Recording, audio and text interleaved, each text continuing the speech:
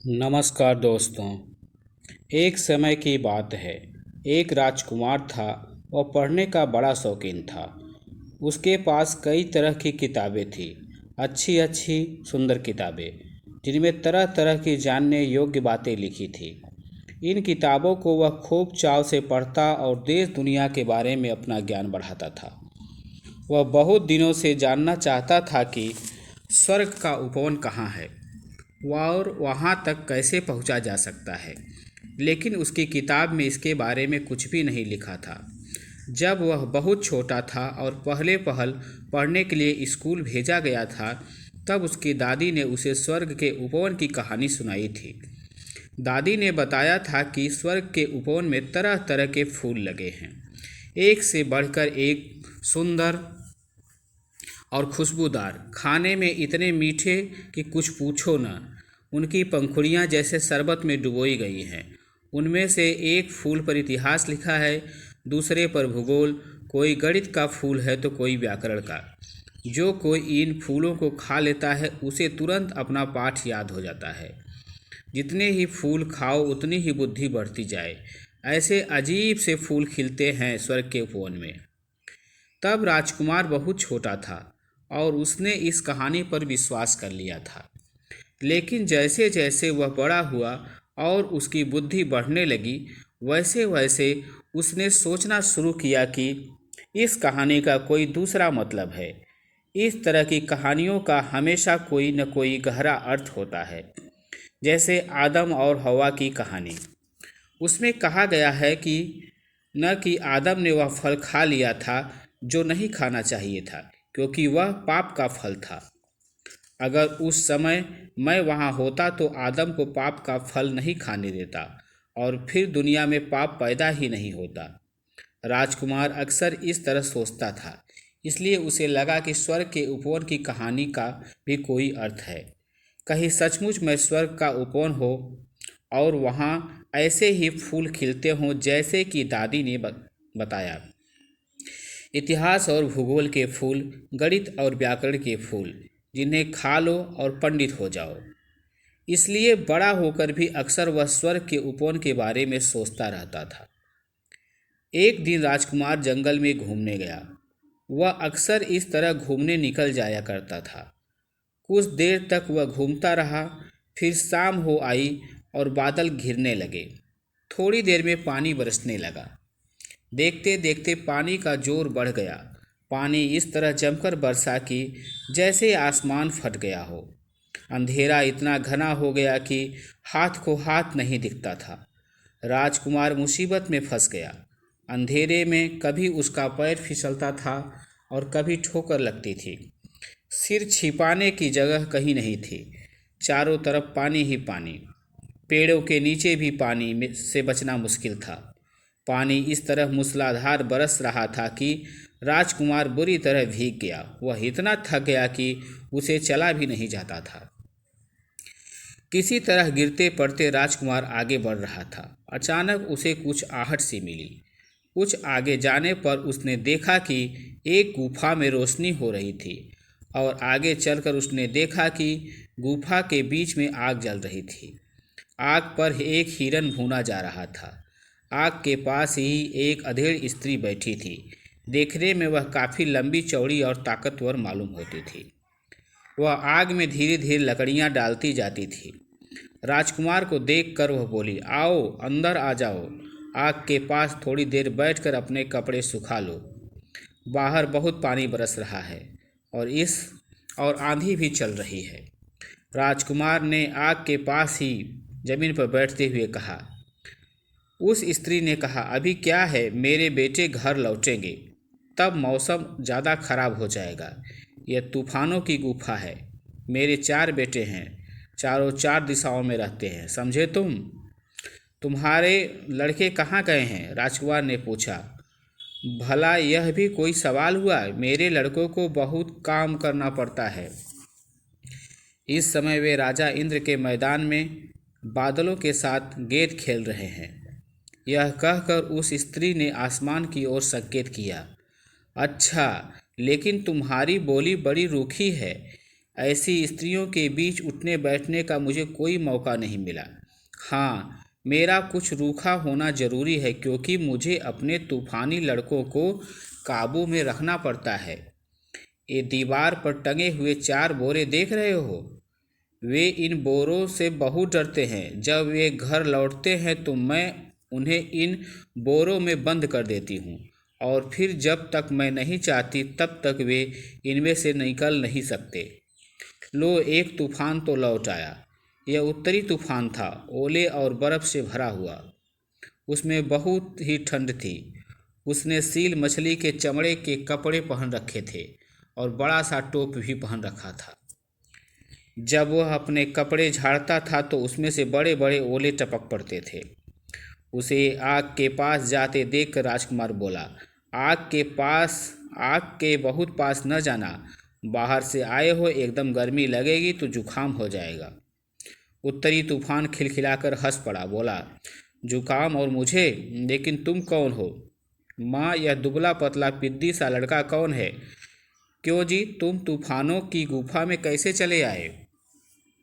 वह स्त्री बोली, यह मेरा मेहमान है, इसे तंग न करना, वरना अभी तुम्हें बोरे में बंद कर दूंगी।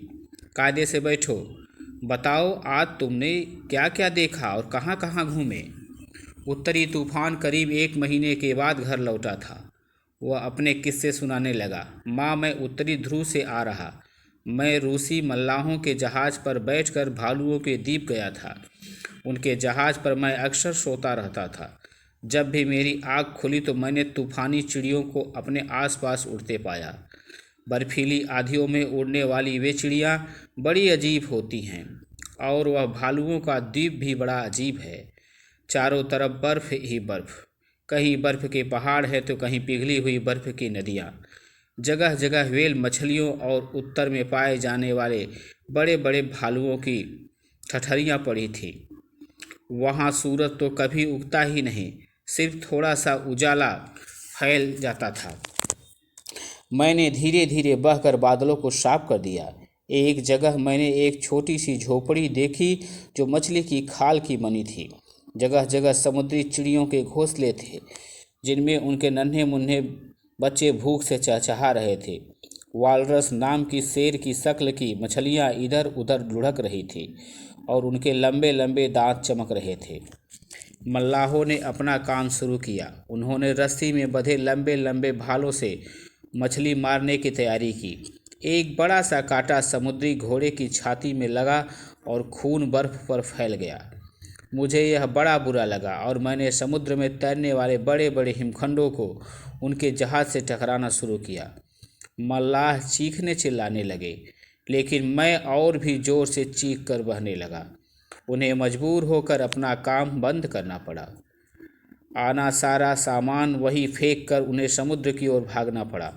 अब कभी वे भालुओं के द्वीप पर नहीं जाएंगे।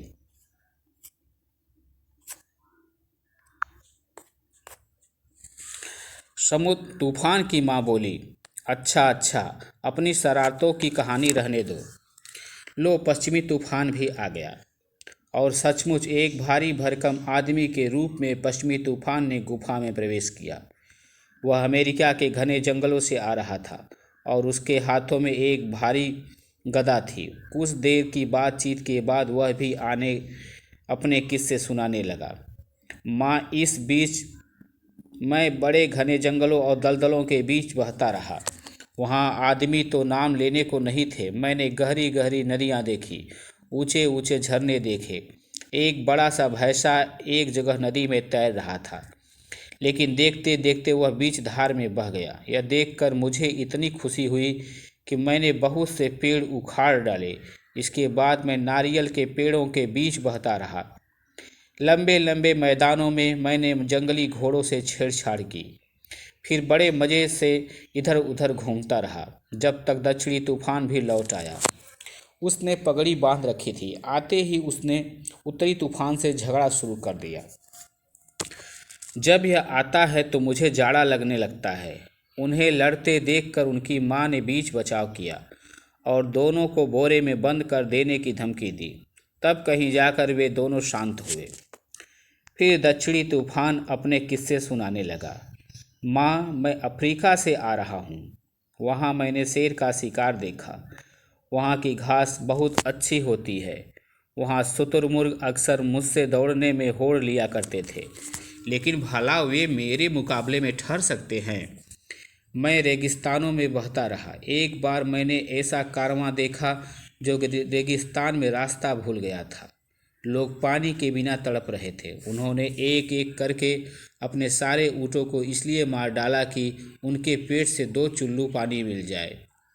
मुझे भी खिलवाड़ करने की सोची। मैंने बालू का अंधड़ उठा दिया। उस समय उन लोगों के चेहरे देखने के काबिल थे। मुझे बड़ा मज़ा आया। मैंने उन पर इतनी बालू बरसाई कि वे सब उसी में दब गए और उनके ऊपर बालू का एक पिरामिड खड़ा हो गया। अब अगर मैं वहाँ की सारी बालू उड़ा दूँ तो उन लोगों की ठठरियाँ दिखाई देंगी। तुमने यह बड़ा बुरा काम किया। तुम ऐसे ही बुरे काम करते रहते हो। चलो इधर आओ। तूफानों की माँ नाराज होकर बोली। उसने दक्षिणी तूफान को एक बोरे में ठूस दिया। वह इधर उधर लुढ़कने लगा तो वह उसी पर चढ़कर बैठ गई। राजकुमार बोला, तुम्हारे ये लड़के बड़े उद्यमी हैं। हाँ, लेकिन मैं जानती हूँ कि ये इनकी अक्ल किस तरह दुरुस्त की जा सकती है। लो, वह चौथा लड़का भी आ गया। इतने में पूर्वी तूफान आ पहुँचा। उसने चीनियों जैसे कपड़े पहन रखे थे। उसे देखकर माँ बोली, ओह, तो तुम चीन देश गए थे। मैंने तो सोचा था तुम स्वर्ग के उपवन में गए हो। हाँ माँ, वहाँ मैं कल जाऊँगा। करीब 100 साल से वहाँ जा नहीं पाया हूँ। अभी तो मैं चीन से आ रहा हूँ। वहाँ मैंने ऊंची ऊंची लकड़ी और बाँस की मीनारों की घंटियाँ बजाई। वहाँ सड़कों पर लोग धर्म के नाम पर और पुण्य कमाने के उद्देश्य से मार खा रहे थे। उनके धार्मिक गुरु पीट पीट कर उनकी पीठों पर बाँस की खपच्चियाँ तोड़ रहे थे। यह देखकर मुझे बड़ी खुशी हुई और मैंने एक विशाल घंटे को घनघना कर बजाया। माँ बोली, तुम भी बहुत शरारती हो गए हो। अब कल तुम जरूर स्वर्ग के उपवन में जाना। देखो, वहाँ बुद्धि झरने से खूब पेट भरकर पानी पीना न भूलना। मेरे लिए भी उस झरने का थोड़ा सा पानी ले आना। पूर्वी तूफान बोला, ठीक है माँ, लेकिन यह तो बताओ कि तुमने दक्षिणी भैया को बोरे में क्यों बंद कर रखा है।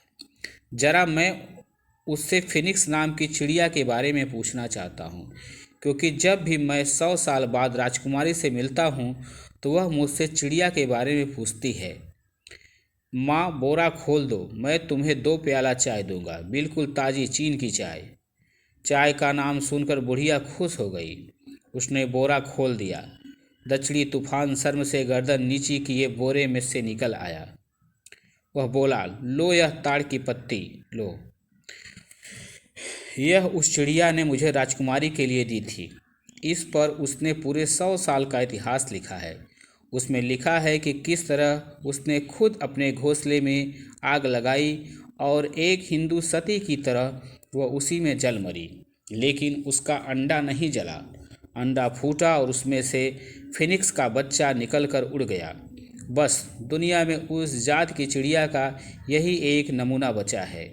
उसने इस पत्ती में एक छेद कर दिया है और इस तरह राजकुमारी को अपना संदेश भेजा है। अब पूर्वी तूफान राजकुमार के पास आ बैठा। तूफानों की माँ ने सबके लिए खाना परोस दिया। राजकुमार ने पूर्वी तूफान से पूछा, वह कौन सी राजकुमारी है जिसके बारे में तुम लोग बातें कर रहे हो, और यह स्वर्ग का उपवन कहाँ है? पूर्वी तूफान खिलखिलाकर हंस पड़ा। क्यों, क्या तुम वहाँ जाना चाहते हो? अच्छी बात है, कल तुम मेरे साथ वहाँ चलना, लेकिन मैं पहले बता दूं कि आज तक वहाँ कोई मनुष्य नहीं गया है। तुमने शायद बाइबिल में इसके बारे में पढ़ा है, जिसमें लिखा है कि सिर्फ आदम और हवा ही वहाँ गए थे, और जब उन्हें वहाँ से निकाल दिया गया तो वह उपवन पाताल लोक में चला गया। लेकिन अब भी वह उतना ही सुंदर है। वहाँ परियों की रानी रहती है। अब मुझे नींद आ रही है। रात भी काफ़ी हो गई है। अब सो जाएं, कल सवेरे मैं तुम्हें वहाँ ले चलूँगा। सब लोग सो गए। सवेरे जब राजकुमार की आंखें खुली तो उसने देखा कि वह बादलों के ऊपर उड़ा चला जा रहा था। पूर्वी तूफान उसे अपनी पीठ पर उठाए हुए उड़ा जा रहा था। वहां से धरती की सब चीजें बहुत छोटी छोटी दिखाई दे रही थी। शाम होते होते सभी चीजें अंधेरे में डूबने लगी। नीचे जो शहर पड़ते थे उनके दिए तारों की तरह टिमटिमा रहे थे। पूर्वी तूफान ने राजकुमार से कहा, लो, अब हम लोग हिमालय पर्वत के ऊपर से उड़ रहे हैं। यह संसार का सबसे ऊंचा पहाड़ है। अब थोड़ी ही देर में हम स्वर्ग के उपवन में पहुंच जाएंगे। और सचमुच कुछ दूर आगे जाने पर हवा में तरह तरह के फूलों की खुशबू आने लगी। कभी कभी पके हुए सेब, नाशपाती, अंगूर और अंजीरों की खुशबू भी आती थी। इसके बाद वे लोग गुफा से होकर गुजरे। यहाँ बहुत ठंडक थी। कभी कभी गुफा इतनी संकरी हो जाती थी कि उन्हें अपने घुटनों के बल रेंग कर उसे पार करना पड़ता था। राजकुमार ने कहा, स्वर्ग के ऊपर में जाने से पहले शायद हम मौत की घाटी से भी होकर गुजर रहे हैं। पूर्वी तूफान में हामी भरी और सामने की ओर इशारा किया, जहां से गुफा में से नीला प्रकाश आ रहा था। आगे बढ़ते बढ़ते चट्टानें कुहरे की शक्ल में बदलने लगी। हवा बहुत ही ताजी थी और ताजे गुलाब की खुशबू से भरी हुई थी। अब वे गुफा के बाहर हो गए थे। उन्हें एक नदी मिली जिसमें बहुत ही साफ पानी बह रहा था। उसमें तरह तरह की सुनहरी और सफ़ेद मछलियां तैर रही थी। नदी पर संगमरमर का एक बहुत ही सुंदर पुल बना हुआ था। पुल क्या था, जैसे सीधा काढ़ा हो सीधा काढ़ा गया हो। इस पुल के पार सौभाग्य का दीप पड़ता था, वहीं स्वर्ग का उपवन था। पूर्वी तूफान राजकुमार को पुल के पार ले गया। वहां उपवन के फूल और पेड़ पौधे उन मीठी लोरियों की तरह सुंदर गीत गा रहे थे जिन्हें राजकुमार ने बचपन में सुना था। वहां पेड़ पौधे अजीब से थे, देखने में इतने धुंधले जैसे कोहरे या पानी के नीचे छिपे हों। उन्हें ठीक से पहचान पाना मुश्किल था। अजीब सा उपवन था यह। यहाँ के फूल, पौधे, पेड़, पत्ती, यहाँ तक कि चिड़ियों में भी फर्क करना मुश्किल था। घास के कालीनों पर मोरों के झुंड अपनी बहुरंगी पूंछें फैलाए नाच रहे थे। जब राजकुमार ने उन्हें छू कर देखा तो उन्हें बड़ा आश्चर्य हुआ कि ये मोर नहीं थे, पौधे थे। बड़े बड़े शेर और चीते जो शायद पालतू थे, बिल्लियों की तरह इधर उधर खेल रहे थे। इन्हीं के बीच हिरन भी निडर होकर घूम रहे थे। और फिर अंत में परियों की राजकुमारी मिली। उसके कपड़े जाड़े की सुहानी धूप की तरह चमक रहे थे और उसका चेहरा प्रसन्नता से खिला हुआ था। उसके पीछे पीछे उसकी सुंदर सखियां चल रही थी, जिसके बालों में एक एक सितारा चमक रहा था। पूर्वी तूफान ने झुककर राजकुमारी को प्रणाम किया और फिर उसके हाथ में फिनिक्स की दी हुई ताड़ की पत्ती दे दी। राजकुमारी की आंखें खुशी से चमक उठी। इसके बाद परी राजकुमार को अपने महल में ले गई, जिसकी दीवारें धूप से खिले हुए कमल की तरह थी और जिसकी छत पर एक उल्टे फूल की तरह थी। राजकुमार ने एक खिड़की से झांक कर बाहर देखा। वहां उसे पाप और पुण्य के ज्ञान का वह वृक्ष दिखाई दिया जिसका फल आदम और हव्वा ने खाया था। आदम और हव्वा भी वहीं खड़े थे। परी ने राजकुमार को बताया कि असल में यह एक चित्र है। समय ने ये चित्र खिड़की के शीशे पर बना दिए हैं, लेकिन ये जिंदे चित्र हैं जिनमें पेड़ों की पत्तियां हिलती हैं और जीव जंतु उसी तरह आते जाते दिखाई देते हैं, जिस तरह किसी आईने में दिखाई देते हैं। राजकुमार ने इसी तरह के चित्र दूसरी खिड़कियों के शीशों पर भी बने हुए देखे, जिन पर बाइबल की कहानियां जीवित रूप में अंकित थी। केवल समय ही ऐसे चित्र बना सकता था। परी ने राजकुमार से कहा, आओ तुम्हें नाव में घुमाऊं। यह नौका विहार तुम पसंद करोगे। यह नाव ऊंची नीची लहरों पर थपेड़े खाती हुई इस तरह तैरती है कि अपनी जगह ही खड़ी रहती है और सारे संसार के सारे देश अपने पुराने इतिहास के साथ इसके पास से गुजरते आते हैं। सचमुच यह बड़ा विचित्र दृश्य था। नाव के पास से कभी आल्प्स पर्वत की बर्फीली चोटियां गुजरती थी तो कभी अफ्रीका के घने जंगल, कभी तुरही बजाते हुए गडरियों के झुंड दिखाई देते थे। तो कभी मिस्र के ऊंचे ऊंचे पिरामिड, कहीं जंगली लोग नाच रहे थे तो कहीं साधु भजन गा रहे थे। थोड़ी देर में परी ने राजकुमार को सारे संसार की सैर करा दी। क्या मैं यहाँ हमेशा के लिए रह सकता हूँ? राजकुमार ने पूछा। यह तो तुम्हारे मन पर निर्भर है। जिन बातों से तुम्हें मना कर दिया जाए उन्हें अगर तुम कभी न करो तो यहाँ हमेशा रह सकते हो। राजकुमार बोला, मैं आदम की तरह यहाँ पाप और पुण्य के वृक्ष के फल नहीं खाऊंगा। दूसरे भी तो बहुत से पेड़ हैं। सोच लो, अगर तुम्हें अपने पर भरोसा न हो तो पूर्वी तूफान के साथ लौट जाओ। वह फिर 100 साल बाद ही यहाँ आएगा, लेकिन हमारे लिए यह सिर्फ 100 घंटे का समय है। हर शाम को मैं तुमसे अलग होते समय कहूँगी, आओ मेरे साथ चलो। मैं तुम्हें बुलाने के लिए इशारे करूँगी, लेकिन याद रखो तुम आना मत, क्योंकि जैसे ही तुम मेरे पास आओगे यह उपवन पाताल में चला जाएगा। तुम्हारे आसपास रेगिस्तानी आंधियाँ चलने लगेंगी। तुम बर्फीले पानी में भीगोगे और हमेशा के लिए दुख और चिंता तुम्हारे भाग्य में लिख दी जाएंगी। मैं तो यहीं रहूँगा और हर तरह के लालच से बचने की कोशिश करूँगा। राजकुमार दृढ़ निश्चय के साथ बोला। पूर्वी तूफान ने उसका सिर चूमकर उससे विदा लेते हुए कहा, अच्छा मैं चलूं? 100 साल बाद अब तुमसे मुलाकात होगी। तुम यहाँ आराम से रहना। यह कहकर उसने अपने बड़े बड़े चमकीले पंख फैला दिए। फूल पत्तियों ने भी विदा अलविदा कहकर उसे विदा दी। कई तरह की चिड़ियाँ स्वर्ग के उपवन की आखिरी सीमा तक उसके साथ उड़कर गई। परी ने राजकुमार से कहा, अच्छा चलो अब हम अपना नृत्य शुरू करें। हर रोज़ जब शाम होने लगेगी तो मैं तुम्हें अपने साथ चलने के लिए कहूँगी, लेकिन तुम मत आना। 100 साल तक हर रोज़ शाम को मैं इसी तरह तुम्हें बुलाऊंगी। तुम हर रोज़ अपने को काबू में रखने की कोशिश करना। धीरे धीरे तुम्हारा धीरज इतना बढ़ जाएगा कि तुम फिर कभी मेरे साथ आने को तैयार नहीं होगे। तो आज की शाम पहली शाम है। फिर परी ने उसके साथ नाचना शुरू किया। दोनों खूब देर तक नाचते रहे। उनके साथ साथ वहाँ के सारे फूल पौधे भी नाचते रहे। जब शाम होने लगी तो कमरे की एक दीवार गायब हो गई और राजकुमार को पाप और पुण्य के ज्ञान का वह अनोखा वृक्ष दिखाई देने लगा। उसने सुना जैसे कोई उसकी माँ की आवाज़ में बुला रहा हो, आओ राजकुमार चलो मेरे साथ, आओ चलो। और राजकुमार अपना वादा भूलकर फौरन उसकी ओर दौड़ा चला गया। हालांकि यह उसकी पहली शाम थी। फलों की खुशबू और घनी हो गई, नृत्य का संगीत और भी मधुर हो गया। जिस कमरे में पाप और पुण्य के ज्ञान का वृक्ष खड़ा था, वहाँ से परी उसे बुला रही थी, आओ चले आओ। और दूसरे ही क्षण वह पेड़ की डालियों के पीछे छिप गई।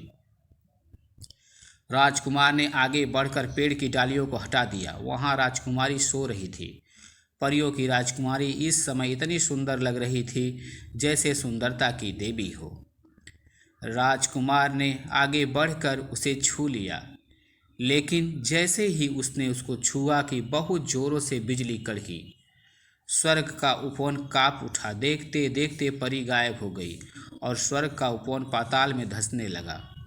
धीरे धीरे उपवन राजकुमार से दूर हो गया। अब वह आसमान में एक तारे की तरह चमक रहा था। राजकुमार के चारों तरफ घोर अंधेरा छाया हुआ था। वह घबराकर बेहोश हो गया। कुछ देर बाद वहाँ बहुत ही ठंडे पानी की बरसात शुरू हो गई। तेज हवा बहने लगी। काफ़ी देर बाद राजकुमार को होश आया। वह बड़बड़ाने लगा, हाय, यह मैंने क्या कर डाला? मैंने भी आदम की तरह पाप किया और स्वर्ग का उपवन पाताल में धंस गया।